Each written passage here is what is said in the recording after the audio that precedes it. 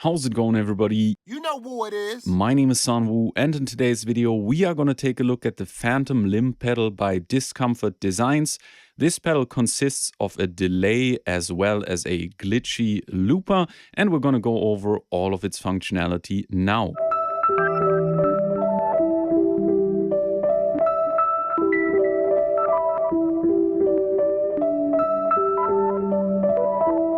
Let's start by playing an arpeggiator on the OP1. And I'm gonna turn on the delay side.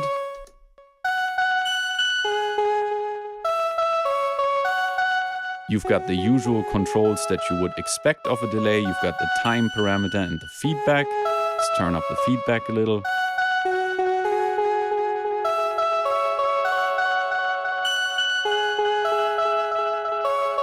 And let's turn the time all the way down to its shortest. And that indeed is a very short delay time.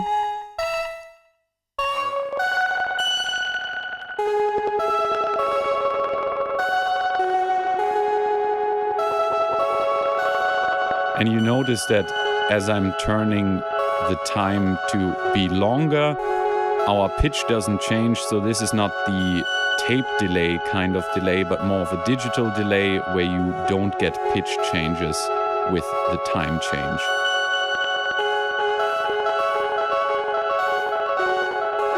Let's turn the feedback down a little bit and see how long the delay gets.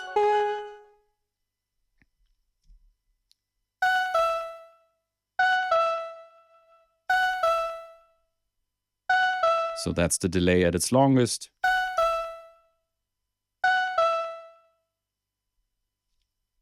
All right, arpeggio back on.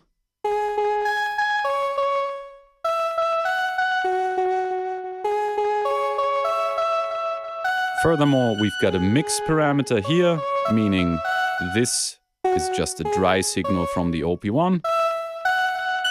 And this is the wet signal from the Phantom Limb.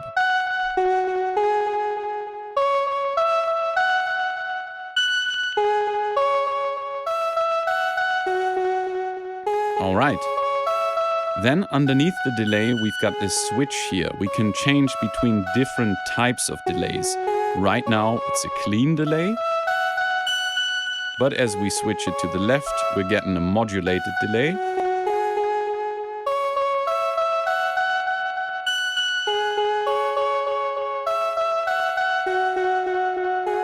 Let's get more of the wet signal. So you can hear a little more movement in there. Very nice. So this is modulated, back to clean.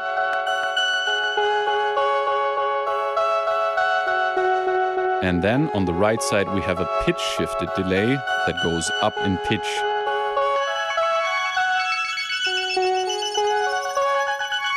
Also very nice, especially once we combine it with the right side, but let's not get ahead of ourselves.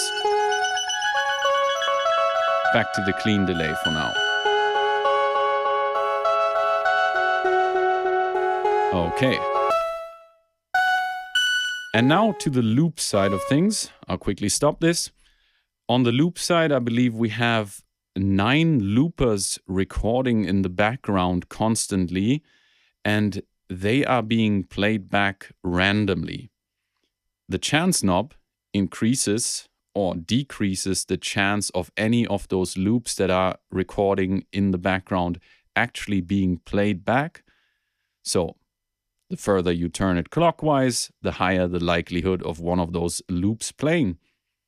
And the length knob determines how long those loops are. So let's play our arpeggio again. And turn on the looper at about half chance and about half length.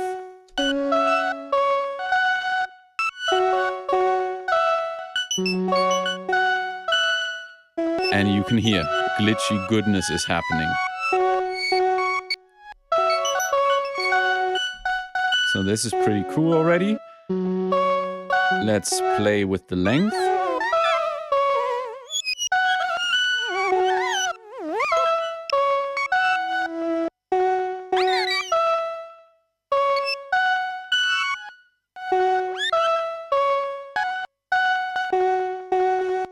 So now we are just getting very short bleeps.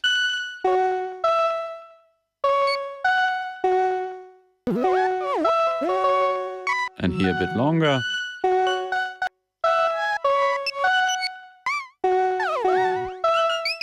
And let's check out the maximum.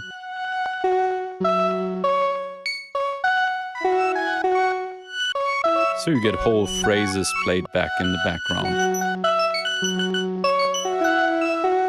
And again, if we turn the chance down, we should mainly hear our original arpeggio playing.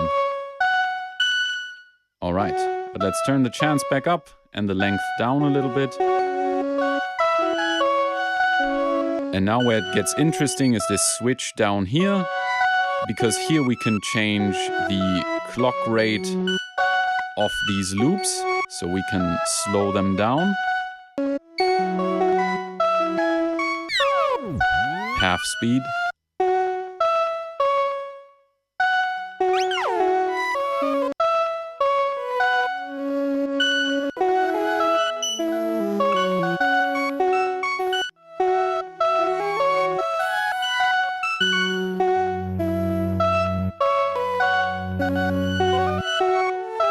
And as you can hear, you immediately get weird tapestries of sound.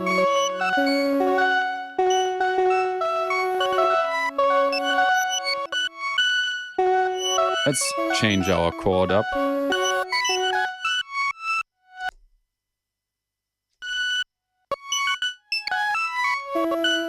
We can also clear this loop buffer by pressing the delay long. And as you can see, this flashes now. So now the loop buffer is clear and we can fill some new stuff in it.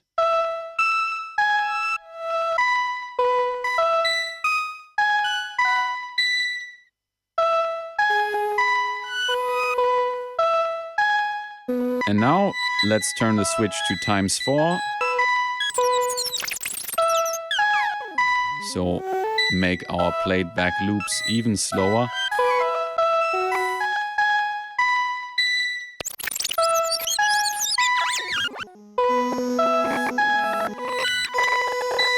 And maybe make our arpeggio a bit faster.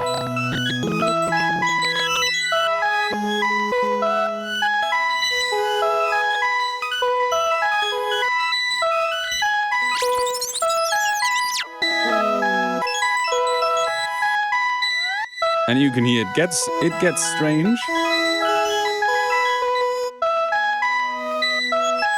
Now let's get to the filter. We haven't talked about that yet. We have a filter here. Right now it's set to be a low pass filter. Again, you've got the switch down here, band pass, low pass, high pass. Let's use the low pass because our original material is quite high.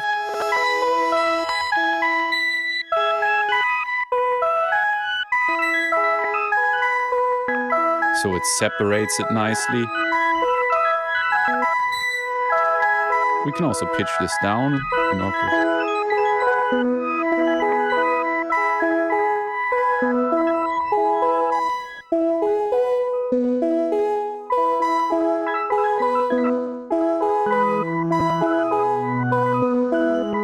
So that's the low pass filter. Let's use the high pass filter.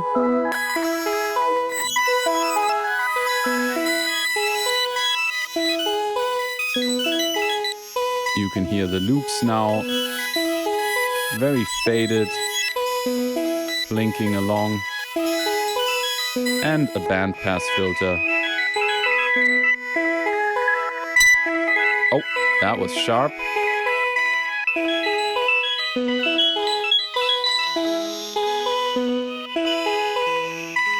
Let's go back to low pass.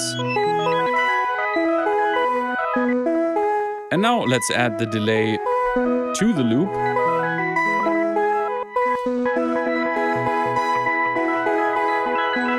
This is, of course, where the magic happens.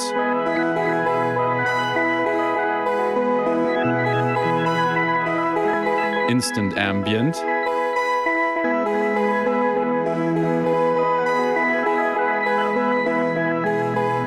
Yeah, beautiful. So this is again just a wet signal.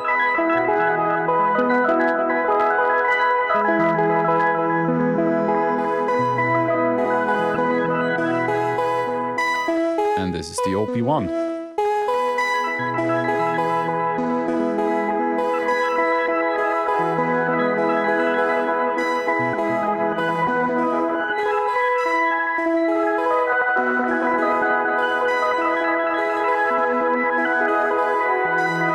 Again, let's try the pitch shifted delay.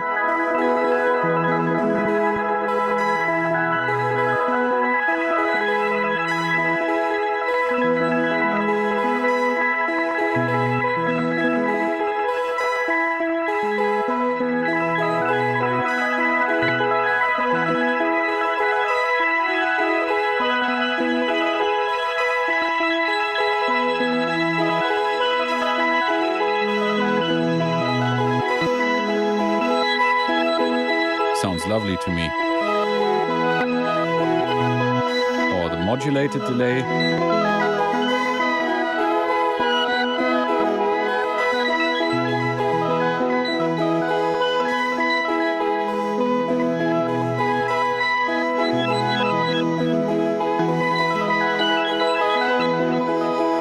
Just the right amount of parameters to interact with. I think there are no real hidden functions in here. Yeah, but the way these parameters are chosen, I think is well done to dial in a quick, really nice sound.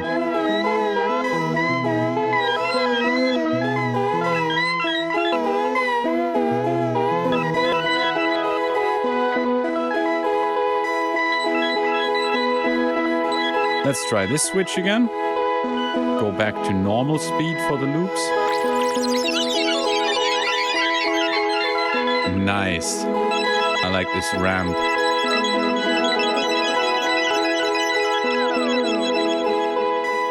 So this is even very performative. You can use this for transitions. Really cool.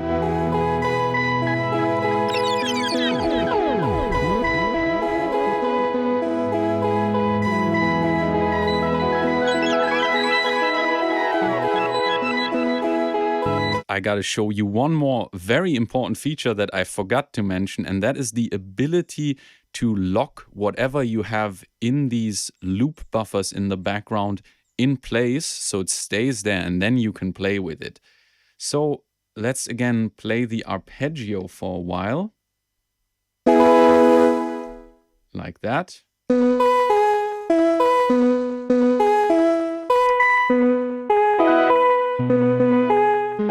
So I let this record for a second, and then I'm gonna long press the loop button in order to lock the loops. And it's locked. Now I can turn the arpeggio off, and my loops in the buffer won't get erased.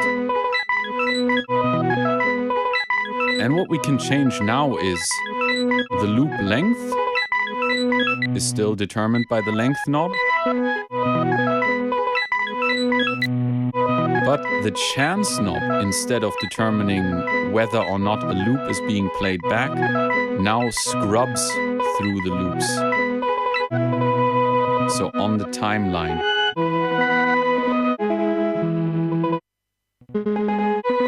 If we make the loop very short,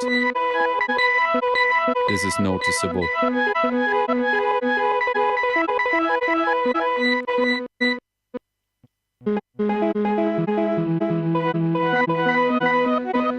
Pretty cool. And again, you can still change the timing of this.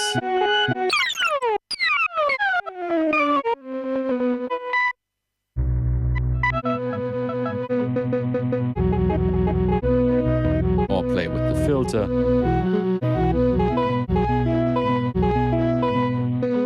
And even add delay to it if you like.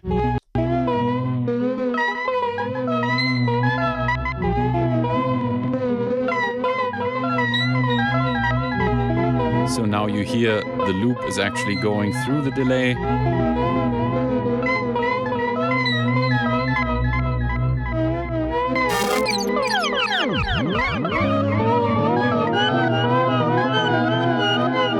And this pedal does get glitchy at times when you are switching these timing switches. For example, you heard there's some grainy sound, so that kind of thing is to be expected, but I think it's just part of the charm.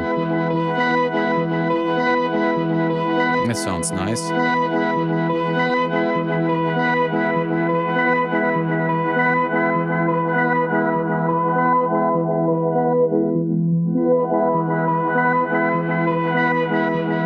One thing that I would wish for in the pedal is that the filter somehow is two filters.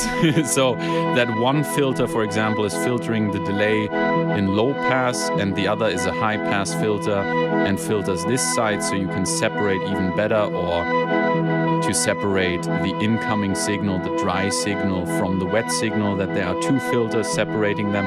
But that's just a maybe for version 2 feature request.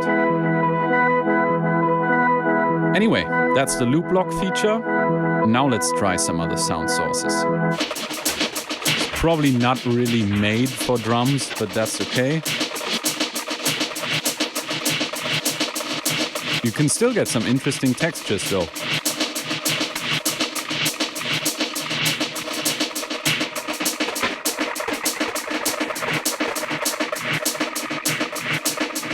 I mean, that certainly sounds more interesting than this.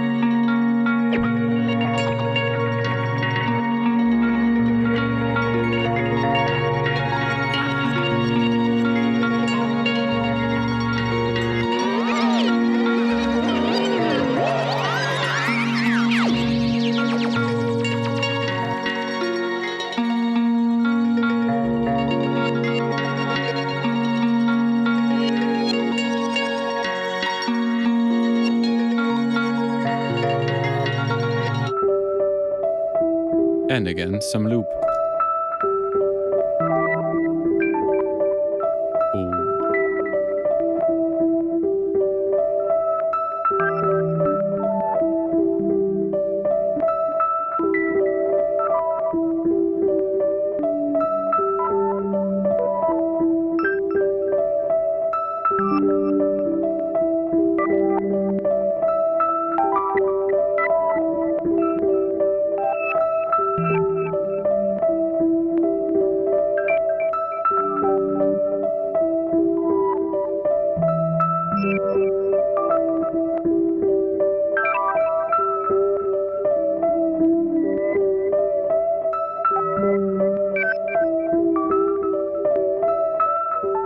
Now that sounds nice.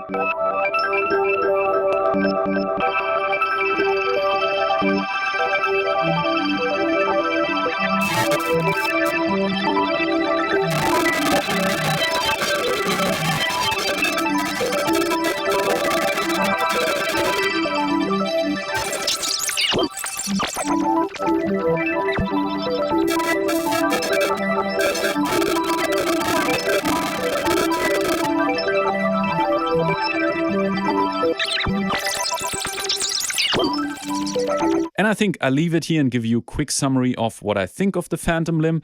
It's a nice pedal, it's fun to interact with, it's very immediate, and it's easy to dial in sounds that sound really nice. I think it will be great for people into ambient, to dial in whatever washes you like with some glitches in between, and also really cool for guitarists and live musicians. People that work in a more music production workflow might find it a bit negative that there is no MIDI input, so there is no way of syncing this to your groove box or to your DAW with MIDI. You have to do everything by ear. Yeah, that's just it. That's something people may criticize. However, I think this simplicity is also what makes the Phantom Limb so charming. There's only one audio input, one audio output, and that's it. And pretty much what you see is what you get in terms of the knobs. There are no secondary functions, no hidden functions apart from these two. But it's really not a lot compared to some other pedals. And I think here we should compare it to Chase Bliss pedals, not only because the layout of the pedal is pretty much the same, but also because this operates in the micro loop, glitchy kind of sound sector. And when you compare it to Chase Bliss pedals, one thing that is an obvious difference is this simplicity. Chase Bliss pedals have secondary functions on almost all of the knobs and even on the switches underneath. And this can at times make it really difficult to remember what is going on and just makes things more complicated, and also makes it necessary to have this pedal on your desk rather than on the floor as you would classically do with a stomp box when playing guitar. So maybe this simplicity will make this pedal better for guitarists than a Chase Bliss pedal, but I see how this could also be seen as a negative, because Chase Bliss pedals offer more sound design options by having these secondary functions. However, it's good to have choices, so I think this pedal strikes a great balance between offering you really a lot of options when it comes to sound design, but also keeping things as simple as possible and delivering you knob per function. That's it from me. Let me know down in the comments, what do you think of the Phantom Limb? Have you tried it out personally? Are you gonna get it? And thank you very much for watching the video. Hope you enjoyed it. If you did, feel free to leave a like, comment, and subscribe to the channel, and have a nice day. Peace.